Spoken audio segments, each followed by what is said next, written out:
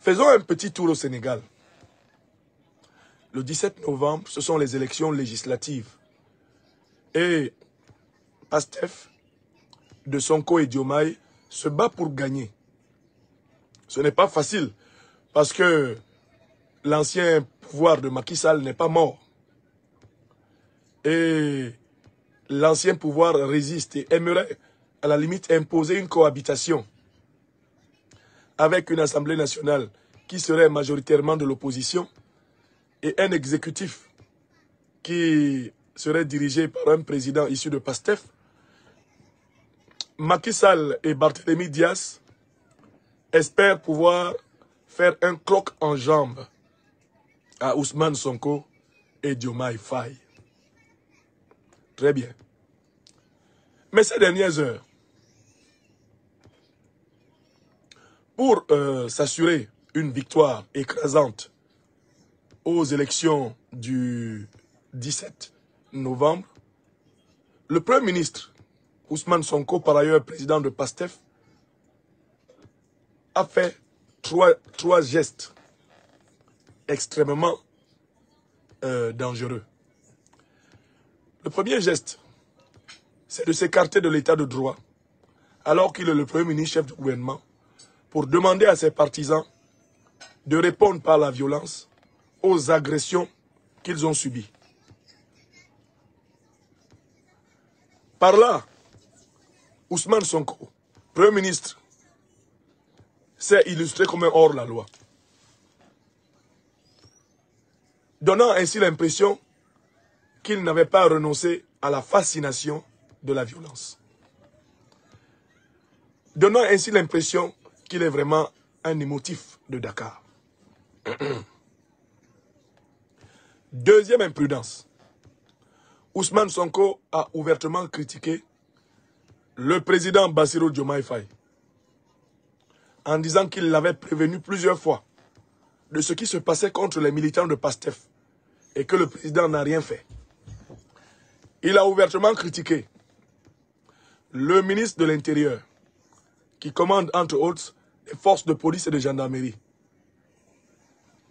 Ouvertement critiqué le ministre de la Justice qui commande entre autres certaines forces de police et de gendarmerie. En réalité, Ousmane Sonko a ouvertement critiqué le patron de l'appareil de défense, le général Biram Diop, l'homme de la France-Afrique dans le système sénégalais.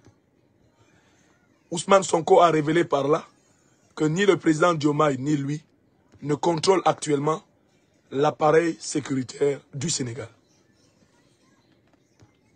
Au minimum, il y a bicéphalisme entre celui qui contrôle l'appareil sécuritaire et les dirigeants de Pastef, Diomaye et Sonko. Au maximum, il y a tricéphalisme, 3 pôles de pouvoir. Diomaye qui essaye de rester au-dessus de la mêlée du mieux qu'il peut, mais qui finit par planer sans que ses pieds soient en contact avec le sol. Il flotte dans l'air du Sénégal.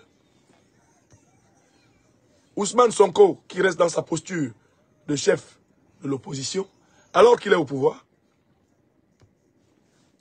Et Biram Diop qui lui est en embuscade, caché derrière le ministre de l'Intérieur et le ministre de la Justice, et refusant d'exécuter les ordres, en réalité, les ordres du Premier ministre et du Président de la République. Sonko a ainsi révélé l'existence d'une crise au sein de l'actuel gouvernement du Sénégal.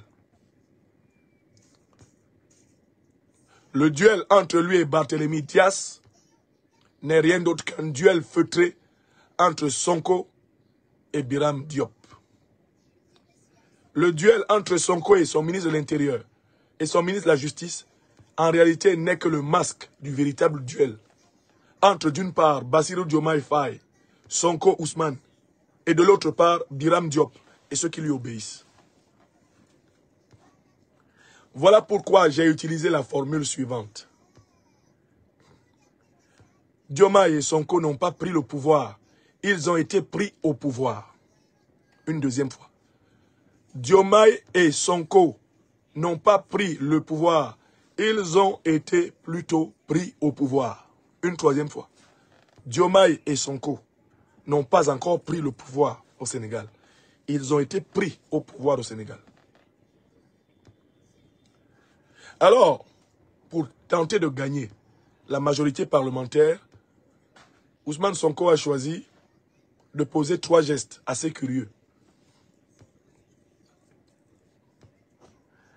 Il y a d'abord eu la crise sur la fin du contrat, la coopération autour de la pêche sénégalaise entre l'Union européenne et le Sénégal. L'Union européenne a prétendu qu'elle avait arrêté de coopérer avec le Sénégal pour pêcher ensemble le poisson au large du Sénégal, dans les côtes sénégalaises. Mais le gouvernement de Sonko, lui aussi, est sorti pour dire que non, c'est plutôt lui qui a décidé de ne pas renouveler les accords de pêche avec l'Union européenne. Ce qui donne l'impression d'une cacophonie. Qui croire entre l'Union européenne qui dit « Nous avons cessé de coopérer avec le Sénégal, nous allons le sanctionner parce qu'il ne respecte pas nos accords de pêche commune » et le gouvernement sénégalais qui dit « Nous n'avons plus renouvelé les accords de pêche avec l'Union européenne. C'est nous qui avons pris cette initiative. » Qui faut-il croire?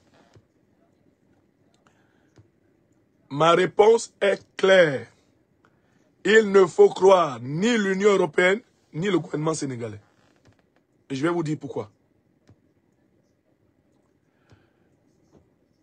L'Union européenne est choquée que la partie sénégalaise revendique la rupture et la fin des accords de pêche. Pourquoi? Parce que l'Union européenne était convaincue, après le ramollissement de Diomaye et de Sonko, que désormais ils étaient rentrés dans le rang. Et elle n'a pas aimé que Diomaye et Sonko essayent de casser du sucre dans son dos. En prétendant avoir rompu les accords de pêche, ils donnent l'impression de repartir vers le thème de la rupture, qui était leur thème avant l'élection présidentielle. Or, le gouvernement Diomaye Sonko ment. Pourquoi? Parce que certes, ils n'ont pas renouvelé les accords de pêche. Mais qui vous dit que quand les élections législatives seront passées et qu'ils auront éventuellement donc obtenu la majorité législative qu'ils veulent, qui vous dit que Diomaye et Sonko ne vont pas re-signer des accords avec l'Union européenne? Sénégalais, Sénégalais, écoutez-moi bien. Ces deux messieurs-là ne sont pas fiables. Leur parole n'engage que ceux qui y croient. Ils vont vous faire un micmac.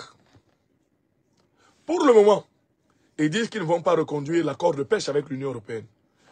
Le 17 novembre, vous allez voter pour eux. Une fois que c'est fini, paf, 1 mois ou 2 mois plus tard, ils signent l'accord. Vous avez déjà voté pour eux, non? Ils ont déjà la majorité au Parlement, non? Terminé. Vous avez compris? Est-ce que vous comprenez ce qui se passe? C'est une tactique. On vous donne l'impression de protéger la pêche sénégalaise.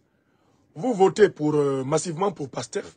Dès que vous avez fini, Pastef re-signe des accords.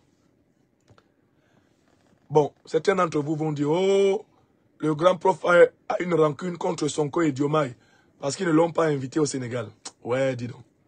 Arrêtez ça. Je vais vous donner un autre argument pour que vous sachiez que ce n'est pas la rancune. C'est l'analyse intelligente de la situation. Qu'est-ce qu'ils ont fait pour la présidentielle? Pour accéder au poste de président et de premier ministre, n'ont-ils pas dit que la France doit enlever son genou sur leur cou? La France doit enlever son genou sur le cou du Sénégal et de l'Afrique?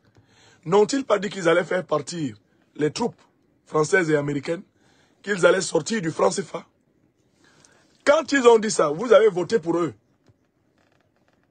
Ils sont devenus présidents et premiers ministres. Est-ce qu'ils parlent encore de ça? C'est pas fini? Ils ont eu ce qu'ils voulaient. Alors, quelqu'un qui vous a fait ça sur la présence militaire et la question monétaire, cette personne-là, qui vous a fait ça sur l'AES, ils ont dit que quand ils prendraient le pouvoir, ils enverraient l'armée sénégalaise coopérer directement avec le Mali pour combattre les terroristes. Quand ils ont pris le pouvoir, est-ce qu'ils l'ont fait? ils ont plutôt appelé l'Union européenne à venir surveiller la frontière avec le Mali. Oui ou non? Mais vous avez tellement d'exemples, Sénégalais, du manque de sérieux de ces gens. Vous avez tellement de preuves qu'ils ne sont pas sérieux. Leur parole n'a pas de valeur. J'ajoute un exemple. Ils ont dit que le Sénégal ne sera pas une base arrière pour attaquer le Mali. Mais où était l'ambassadeur d'Ukraine qui a annoncé avec fierté qu'ils ont attaqué le Mali avec Al-Qaïda et l'État islamique et qu'ils vont le refaire? Il l'a fait à partir d'où? Mais de Dakar. On lui a fait une remontée de bretelles. Est-ce que c'est ça la réaction d'un gouvernement panafricaniste? Non. Dans cette affaire de pêche-là, qu'on vient de monter en épingle, c'est un piège électoral. C'est pour tromper les niais, les candides, les moutons. S'ils voulaient vraiment rompre les accords de pêche, ils auraient commencé déjà par rompre les accords de défense et de coopération. S'ils voulaient vraiment rompre les accords de pêche, ils auraient clairement engagé leur gouvernement dans une coopération militaire avec l'AES. S'ils voulaient vraiment rompre les accords de pêche, ils auraient rompu les relations diplomatiques avec l'Ukraine après l'attaque terroriste ukrainienne à Tinzawaten. Vous comprenez? Ces gens ne méritent la confiance que des naïfs, des niais, des candides, des gnatas, des boubourous, des dungourous. Il n'y a que des dungourous qui peuvent croire dans des gens comme ça, avec toutes les preuves de leur double langage. Donc je voulais demander à mon peuple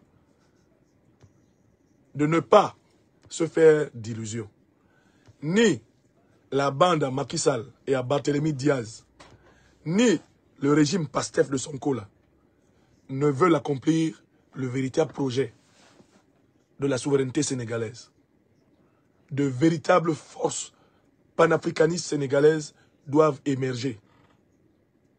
Ce sont ces forces qui vont reprendre le combat là où Sonko et Diomaye l'ont abandonné. Écrivez ça. Mais, qu'est-ce qui va se passer? Je répète ce que j'ai déjà dit. Sonko et Diomaye risquent à tout moment un coup d'état néocolonialiste. Le groupe de Biram, là, à tout moment, va sortir dans leur dos. Si le Sénégal s'installe dans la chienlit, ils vont en tirer motif pour déposer le pouvoir Pastef et instaurer une transition favorable au bloc néocolonialiste. Vous comprenez?